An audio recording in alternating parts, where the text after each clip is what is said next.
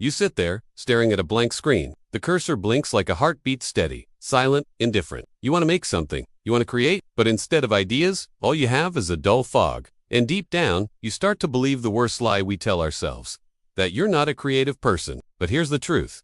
Creativity is not a gift. It's not lightning, and it's not magic. It's a process, a rhythm, a set of signals you either learn to notice or ignore forever. Even if you've never written a song, painted a canvas, or invented anything, creativity can be yours. You just have to learn how to catch it. You don't need a eureka moment. You need friction. Every great idea is born out of discomfort. Something doesn't fit. Something itches. Airbnb didn't happen because two guys loved interior design. It happened because they couldn't pay rent in San Francisco. Their desperation became invention. They looked at overpriced hotels, vacant apartments, and asked a simple, creative question. What if we hosted strangers? Just for a night, on an air mattress. That was the spark. Creativity starts not with genius, but with a small, persistent problem you care enough to solve. But your brain, it hates pressure. The more you say, I need an idea right now, the more it locks up. That's why you never get your best ideas in meetings, or driving, lying awake at 2 a.m. That's the default mode network in your brain at work. It turns on when you relax, letting you make strange magical connections. That's where creativity lives. So you have to give yourself silence. You have to unplug. Take walks with no music. Stare at the ceiling.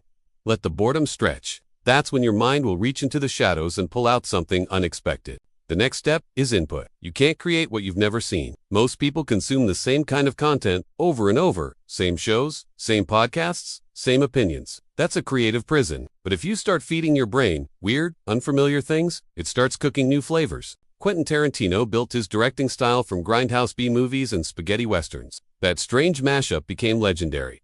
So read poetry from cultures you don't know. Watch indie films. Listen to niche philosophy podcasts. Creativity is a remix, and your ideas are only as original as the ingredients you throw in.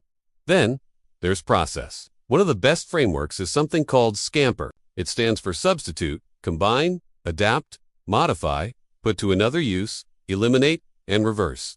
It's simple, but brilliant. You can take any boring product, thought, or system, and twist it. What if you substituted one piece?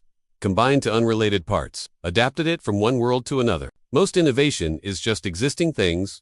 TikTok wasn't a new concept. It was Vine, Instagram, and YouTube, compressed into mobile speed. Uber wasn't new, it was just taxis, made efficient. You don't need to invent the wheel. You just need to spin it differently.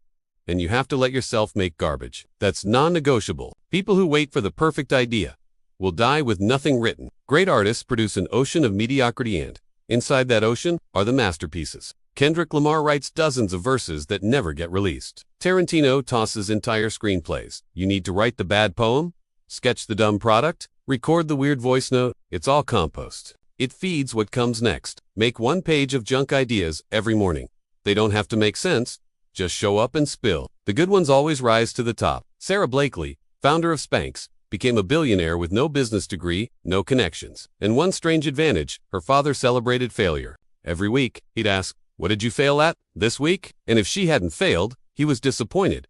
That rewired her. She began to see failure as data, as proof that she was trying. You want to be creative? You have to fail with your whole chest. You have to wear it like armor. Track it, record it, learn from it, and keep going. Here's the quiet truth. No one tells you. You already have creative instincts. You just don't trust them yet. You think they need to look like someone else's genius? But creativity isn't a product, it's a habit.